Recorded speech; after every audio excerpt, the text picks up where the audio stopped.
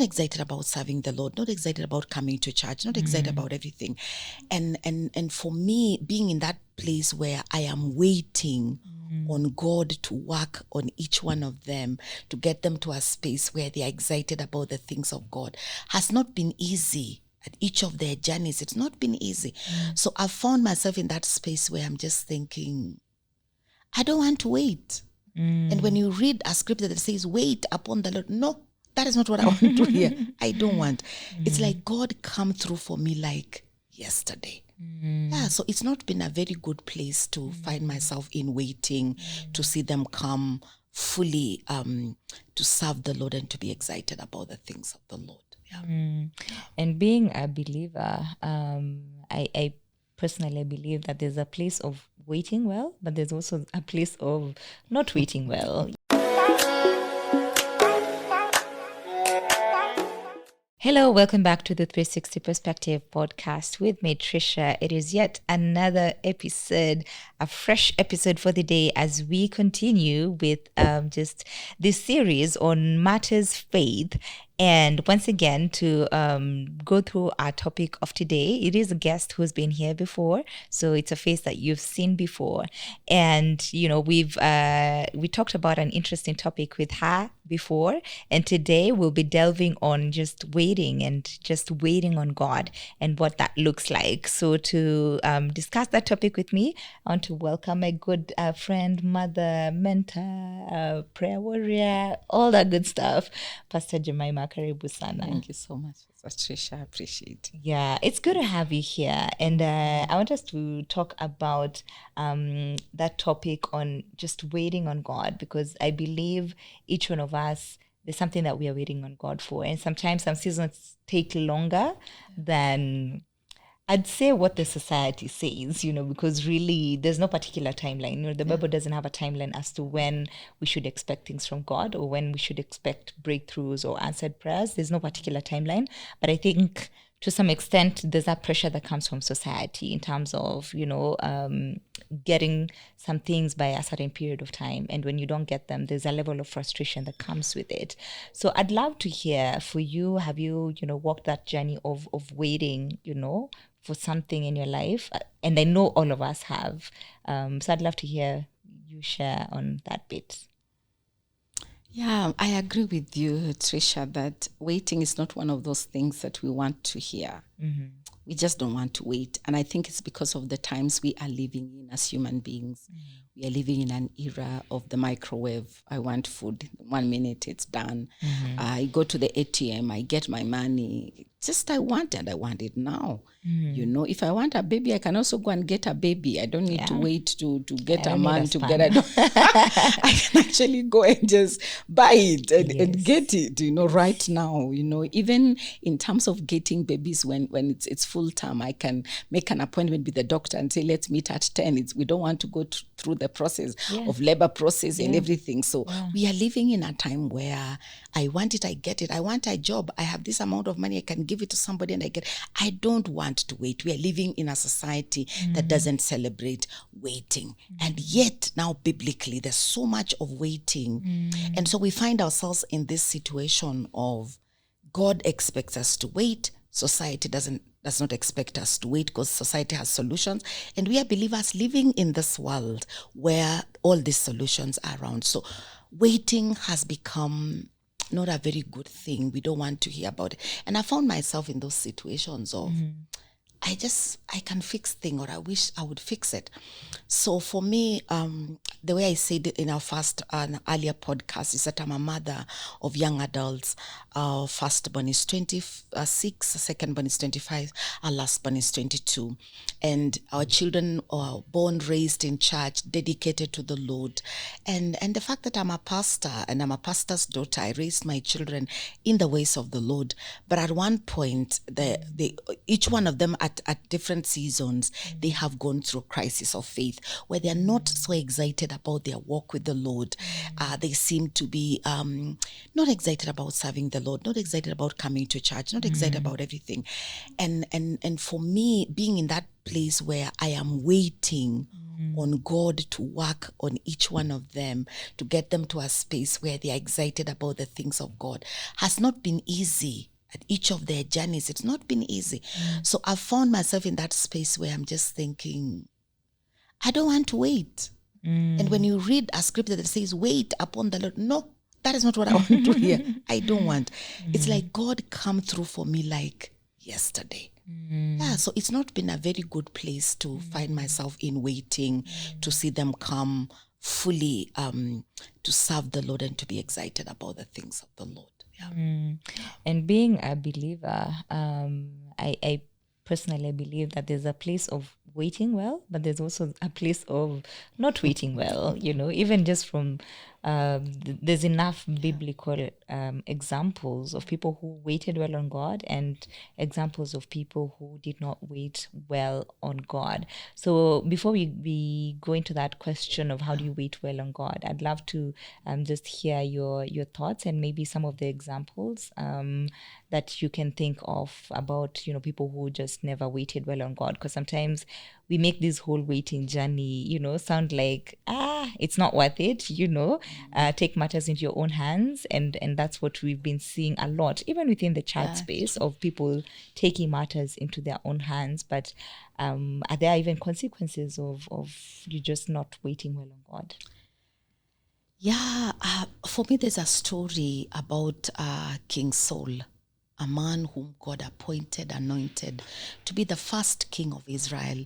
And according to God's appointment of this man, he would have ruled and reigned, and his children would also have ruled and reigned. But now what happened is that at one point, they needed to go to war, and Prophet Samuel told him to wait for him, he would come. He waited day 1. Prophet Samuel did not show up. Day 2 did not show up. Day 3, 4, 5, 6. And the guy looked at it and he thought, no, I can't wait for this old man. I can actually sacrifice this. And the situation was getting dire. Yes, because now the soldiers were running away. They were running away. He was being left there by himself to fight a holy war. So he looks at it and says, Kwani, offering that sacrifice, I have a knife. The bull is here, bring it. And he did what he did. But yet he was not supposed to do that because he was not the priest. And for me, what breaks my heart is that the Bible says, immediately he finished. Samuel showed up. Immediately, Samuel showed up. And when Samuel showed up, he rebukes him and he tells him, God had appointed you to rule and reign over Israel. But because you are not patient to wait, now God has taken the leadership from you and is giving it to someone else whose heart is after God. He lost his position. He lost his rulership just because he wouldn't wait for one day more. And it wasn't even a day, because it was the same day, because the Bible says immediately he finished offering, Samuel showed up. And so for me, that is one thing, a story in the Bible that I keep looking at, and I just wonder, really, he offered a solution and it made sense. The challenge is it made sense. Things were getting thick. thick. The years were going. Yeah. How do you sit there and wait? And now another story is Sarah. God gives them a promise with Abraham that they'll get a child. Year 1, year 2, year 3, year 4, year 5, and they are old. The situation is getting worse. So on Twitter they say, for people in their 30s, the pressure is getting worse. Yes. It's getting worse. Yes. So you see now this good woman of God, she wants to help the husband and she wants to help God. Yeah. And so she tells the husband, I can give you my maid. Sleep with her. Let's help God in this process. But now again, that is a problem that we are still dealing with up to today. It's a problem that has not been solved, even in the Middle East, because of a simple decision that somebody did because they wanted to help God. And then now again, we can't push God into our help, because God still said, you know what, that was not my provision. Yeah. That's not my provision. Yeah. So you created that problem, but mine will still work. So we can't push God into our solutions and expect that solution to be a godly solution now. No. So there are consequences in either in both stories of just not waiting on God. Yeah, and I think what I'm also picking, and I constantly have to remind myself, is that not waiting on God has generational impact and effect, because as you said in both stories, we look at Saul, his descendants would have been kings, they would have reigned, but then because of just not waiting well, just that one instruction that he failed to wait well, ended up costing, Jonathan and the rest of their children, not getting to sit at the throne because of disobedience. And the same thing also with Sarah. And I think it's for me, I always say it's important to constantly remind ourselves that there are consequences for taking matters into our own hands or finding solutions, man-made solutions, instead of waiting on God. Because sometimes we don't really emphasize on that, and we make it seem and paint the picture of, I paid for this job and I got the job, and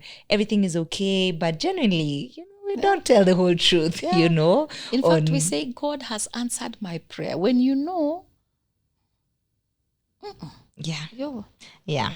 there's something that you did to get whatever you got, and sometimes it, as the Bible says, it comes with sorrow. If it's not from God, it will come with sorrow. If it's from God, it addeth wealth and brings no sorrow. And I think now that leads us to that next question that I was asking on like practical steps of waiting well on God, because there's a way that we can wait well on God without taking matters into our own hands, even when the pressure is getting better. Yes. I think for me, just understanding that waiting is something that is expected of us as believers, and also appreciating the fact that waiting is not easy. Then we have to think about what are these practical steps that we can take to make sure that waiting is not that hard. Yes, in as much as it's difficult, but it becomes a bit easier to deal with it. I think for me, what has helped me is, again, to find people who have the same values like mine. People who are willing to pay the price to live out for God. People who are willing to say, it doesn't matter what it takes, but God, I would rather live for you than get what the world is giving. Because then what happens with these people in my life is that when I feel like I want to give up, they're the ones who are telling me, no, sister, let's hang in there. Sister, let's hang in there. Let's wait for another day. Let's wait for another year. Let's keep knocking on the door of heaven until you get your blessing. Because then it would have been so difficult for me if I'm waiting on God and I'm alone. I have no one who shares my values. The people, everybody around me is talking about how they are making things work for themselves. So just finding this group of friends, and they are not many, by the way, finding this group of friends who will tell me, Jemimah, hang in there. Jemimah, remember your day of salvation. Jemimah, remember the consequences that this will come with. That has been a blessing for me. And when God finally comes through, we'll again hold our hands together and cry and bless the Lord that finally God has come through. And even if he doesn't come, we still hold our hands together and cry together, and the burden becomes lighter. So just finding people who share the same burden, the same commitment in a world that is changing so much. The second thing that has helped me is thinking about God's goodness and faithfulness in my past.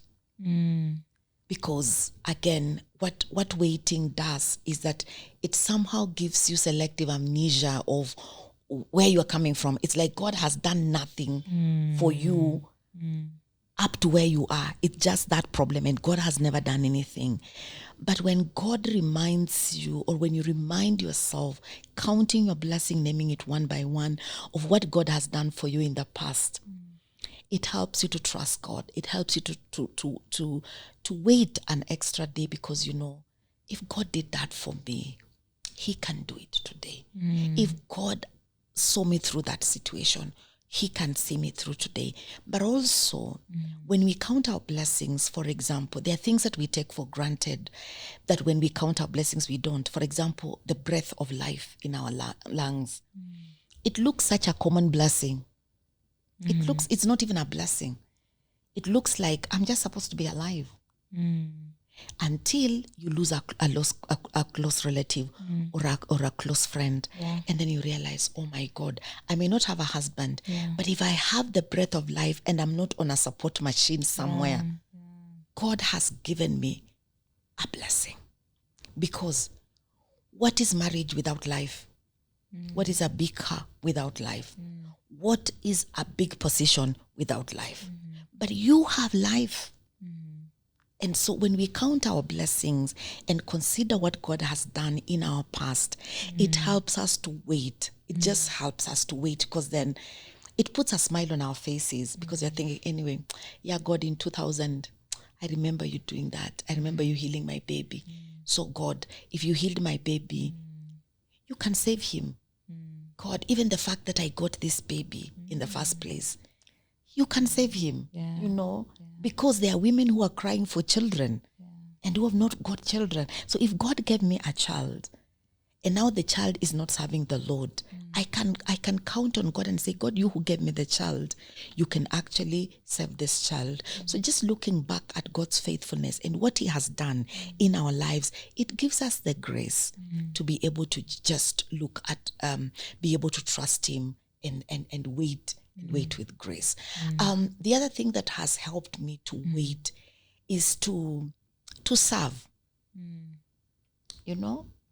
Serving. Now that I'm a pastor, I remember one morning I was going to church and I was feeling like, now God, I am serving you. I'm talking about your power and your miracles. And my children seem not to be... You get what I'm saying?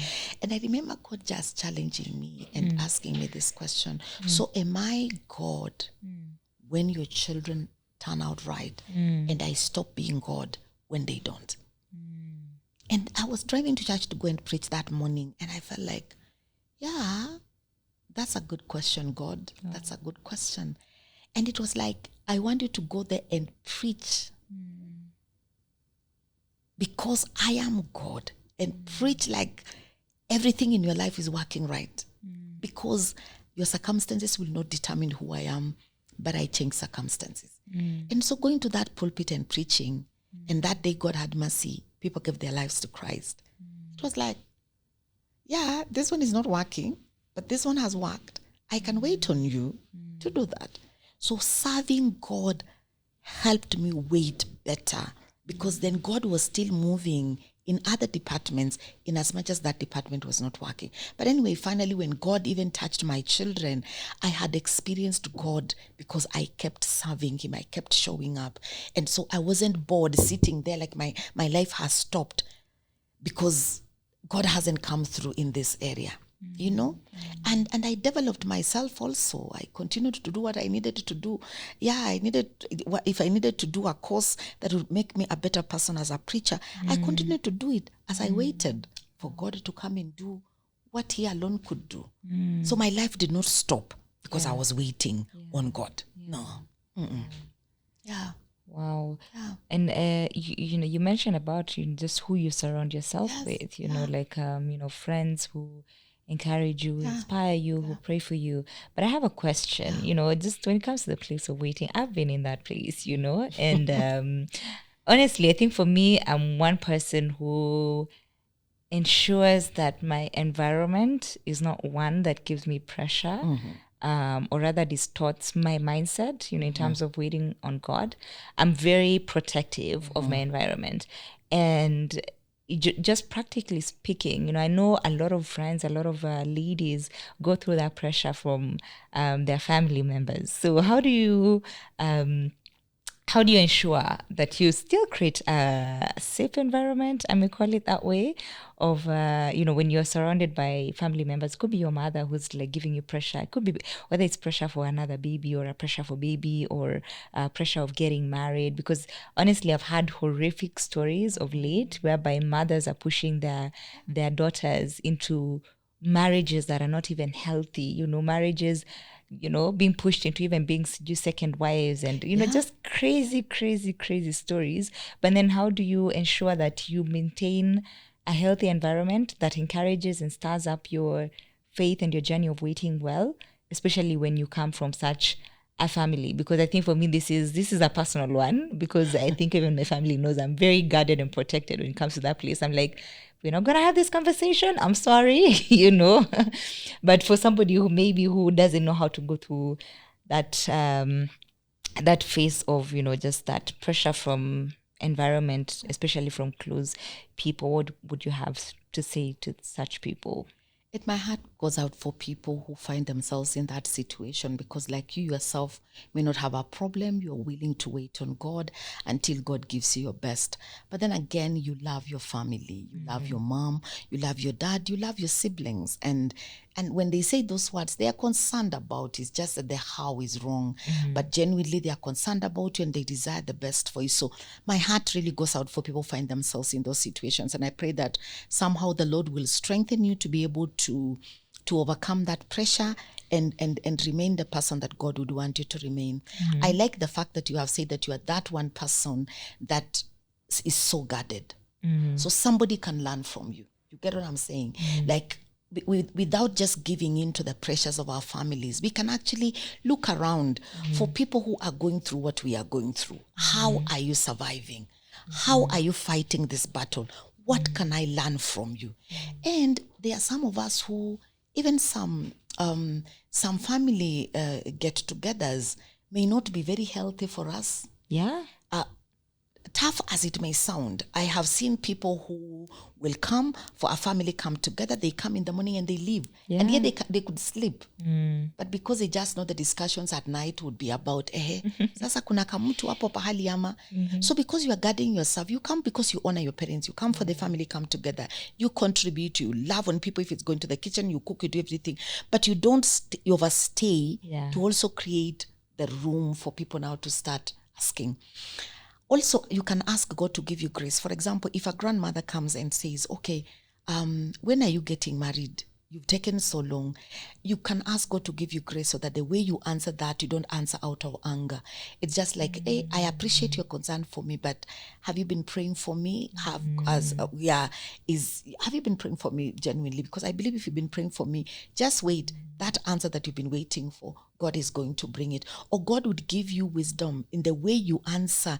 You leave people not very sure you found somebody or you've not found someone, but you know, they don't pressure you on as in, because I found people who will just say, oh, I love that. Wewe ngoja tu, soon and very soon. Ngombe zitakuja hapa. You get, and then you leave and go. So you've not, anzeni kujitayarisha manguo soon and very soon. But you know, Jesus said, I'm coming soon, you know. But now you go back to your place and tell God, you know what, God, you'll fight for me by battles. You will deliver me. So you don't also, you just not give in to the pressure that is being, that is coming from your family members. But also just understand that they do that out of love. Because sometimes the problem with us that we think they don't care so much about us. And so we are angry, we are resentful. Even when we come into those meetings, it's just like, dare you ask me that question?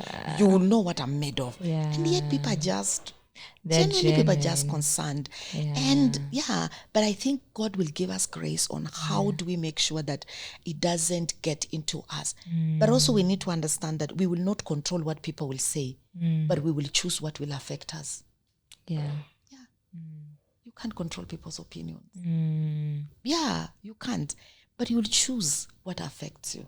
So if your inner man is so solid, it doesn't matter what people say around you. You get what I'm saying? Because that's not our jurisdiction of what people will say. People will say whatever they want to say. It's like, for example, if you meet someone who tells you are so ugly, I can't stop that person from saying that. But I can choose what affects me. So now if I go to my house crying because somebody told me I'm ugly, then I don't know who I am. My core has a challenge, you know. But if you have sorted it out with the Lord, you know for sure that where you are right now, it's between you and God. People will say whatever they want to say because they are them. But we have to build such a thick skin that we tell ourselves, Lord, pass, let this one just pass. I'm not allowing it, let it just pass. It's not settling. This one is not settling. And God is able to give us the grace for us to be able to, not to allow every word to affect our emotions. And the grace of God is sufficient because we can't control. We are born from these families and those are our people, you know. But now God can give us the grace to choose what affects us without necessarily feeling like we want to control people, what they will say and what. We can't. You can't, however much we try.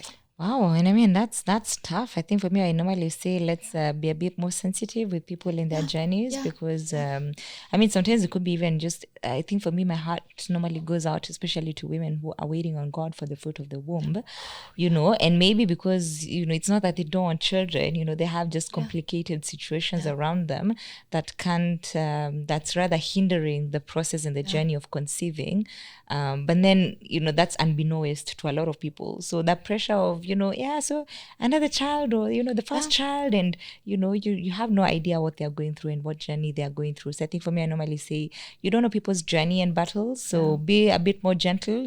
Pray for them instead of trying to poke and asking unnecessary questions. But I also love that point where you said we can't control what people tell us, but we can only control how we perceive things and how we interpret it and what we allow to get really into us. And that leads me to the next question of then how do we guard ourselves from disappointment, from the frustration, from just feeling like it's not worth it. There's this journey of waiting, particularly in God, because I think I see a lot of people giving up on God because they have been waiting and waiting and waiting and nothing seems to be forthcoming. But then how do we guard ourselves from despair? I think the aspect of despair, disappointment, and whatever happens around waiting, we may not stop it 100%. Yeah. Because I remember of a scripture that Paul writes, I think it's in 2 Corinthians chapter 1, where he talks about we even despaired of life itself. Because of what they went through. And this is a man of God like Paul, So when he talks about we even despaired of life itself, it's like they go to a place where they were not even sure that they would make it. It's just like, but yet God had promised him that he would go to the Gentile world and preach the gospel. But because of what they went through, he writes the struggles and the challenges they went through as they waited on God. And he says, we even despaired of life itself. But then he says, but thanks be to God who gave us victory and who continues to give us victory. So I think we will have an element of despair. Yeah. We'll have a percentage of disappointment. We will have a percentage of just because things have not worked the way we expected them to work. We'll have a percentage of frustration. But I think what we need to guard ourselves is that percentage of frustration and disappointment that pushes us away from God. That one that really pushes us away from God, we have to guard ourselves from that. And I think the best way to do that is that we expect that disappointments will come. Yeah. That's a just fact. The Bible says that when what we shared, that count it all joy when trials of all manner come your way. So it's not if, it is when. Because you know what, my sister Trisha, when I expect that waiting will be there, when the waiting comes, I'll handle it better than when I don't expect the waiting and here I am in the waiting season. When I don't expect a disappointment and here I am with the disappointment and I don't know what to do. But when I expect a disappointment, I expect frustrations in my walk with the Lord, I expect the waiting, I will handle it better because then it doesn't take me by surprise. And that is why we have to deal with the prosperity gospel, because the prosperity gospel says you shouldn't expect. For you to expect is lack of faith. And yet, whether we expect it or we don't, it will show up. That is why the Bible will talk about wait upon the Lord.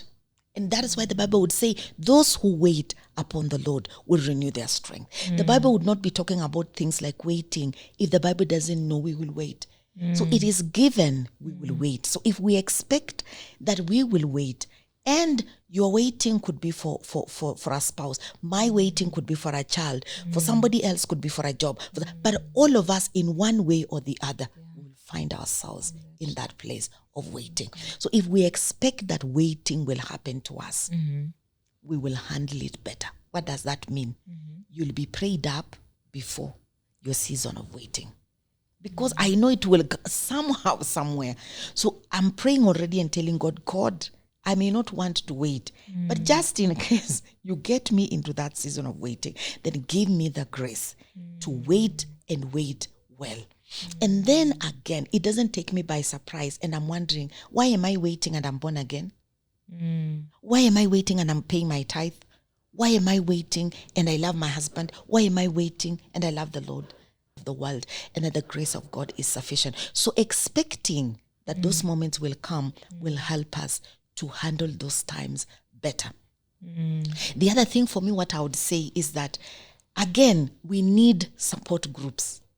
I don't know even how, that is something that is coming up over and over again, because waiting is hard. It's hard, especially when you're alone. How do you wait alone? How do you wait alone? For example, I'm giving an example of a sister who is born again, waiting on God for a husband. How do you wait alone? You go to church and then you come back to the house. And then now you go to work and then come to an empty house. It becomes so difficult. So now when you find other sisters who are in your situation, you will have fun. Yeah. You can plan to go out. You can plan to go to Mombasa. You can plan to travel. You can plan to have fun as you wait. And yet you can't have fun alone. So you must have fun. You must get people who are in your season that you can wait together, because then they make the waiting easier. They help you celebrate what is happening in your life. So I think just having people around you that can make it easier for you, people who are looking at you and saying, okay, what can we do? That really helps. The other thing I think for me that would help us waiting, avoid the disappointments and everything, is us to remind ourselves that we are enough. Irrespective of what and society we are whole says. And complete. We are enough. That God did not make you a half a person, and you can only be full or complete when you get married, or complete when you get a job, or complete when you get that degree, or complete when you get whatever it is that you are waiting on God. I am a complete as a wife and a mother, even when my children are not walking in faith. I am a complete believer, even when my children are not walking in faith. My children walking in faith doesn't determine the fact that I'm a believer or I'm not. Because again, I would be taking too much pressure on myself that is not supposed to be mine. So the aspect of just knowing that you are enough, you are complete, that God doesn't look at you and look at a half human being that is waiting for the other half to fill this one. It makes you then take on more ground that God gives you, because then you know you are complete. God, I'm complete. I can take on this responsibility. God, I'm complete. I can serve you. God, I'm complete. I can do what you are asking me to do. It makes it much easier for us to deal with the frustrations that come. Because if I'm walking around feeling a half human being, then I'll be waiting for anything that can fill the remaining half. You know, if whether it's a job or it's a man or anything, I'm waiting for anything that can fill that half. So just knowing that we are complete and knowing that we are enough. Again, it's important for us to trust in the goodness of God. You know, trust is not understanding. I think what makes us more frustrated is the fact that I am waiting to understand all of God. I am waiting to understand how God works when he works in the man. I am waiting to understand every detail. I don't think I want a God whom I can understand everything about him. Because then he stops being God. I don't think I want a God like that. I want to know God. I want to know his power. But I don't think I want to understand everything about you get what I'm saying? Because then I know he's going to move from that. He's coming to enter through that door. I think just trusting God and expecting his surprises then makes me know that God is faithful. God is a good God. I may not understand it, but I can trust his goodness. I can trust his faithfulness. I can trust the way he works. I can trust his timing. I can trust the details of his doing. Then that helps me not get into this situation where I'm frustrated because I want to understand everything. Because in the process of wanting to understand everything, we get ourselves so frustrated Yeah. because, so just trusting God. God calls us to trust. He doesn't call us to understand everything. He just calls us to trust and walk in obedience. And just knowing that when all is said and done, God is working for our good and for his glory. Yeah. Even what he does doesn't look good. He is working for our good and for his glory. With hindsight, we will understand what it is that God was all about. Yeah. Wow. Those are such great pointers, on just how to guard ourselves from a certain measure of frustration and disappointment, as much as we will go through those seasons as we wait. And I think I was going to add on on top of what you've just shared, especially that place of we are holy, we are complete, and we are enough. I think for me also, what has helped a lot in my seasons of waiting on God is besides just serving, but also living out my purpose, and living out my calling. Because I think for me, I personally believe there's a level and a measure of fulfillment that comes when you're living out your purpose and knowing that I may not have all these things, that the society expects for me to have by a certain time period. But then the fact that I'm living out my purpose, when God calls me home, he won't ask me, are you married? Did you have children? Did you have this and that? Did you have a job? Did you get a promotion? I think those things will be quite irrelevant. The key question is, did you live out my will and my purpose, on the time period that I gave you on earth? So I think for me that has been quite helpful in ensuring that I get fulfillment from living out my purpose and my calling as I continue waiting well on God for whatever it is that I'm waiting on him for. Right, what a great time that has been, going through this topic of waiting and waiting well. I hope that you have enjoyed this particular episode. Once again, don't forget to subscribe to this channel and share this particular episode with your friends, with people around you, so that we can continue to inspire each other and encourage each other in this journey. And just a huge thanks to Pastor Jemimah, who's been an amazing, incredible person, with her perspectives. All right, so that's the end. Until the next episode, have a lovely one. Bye.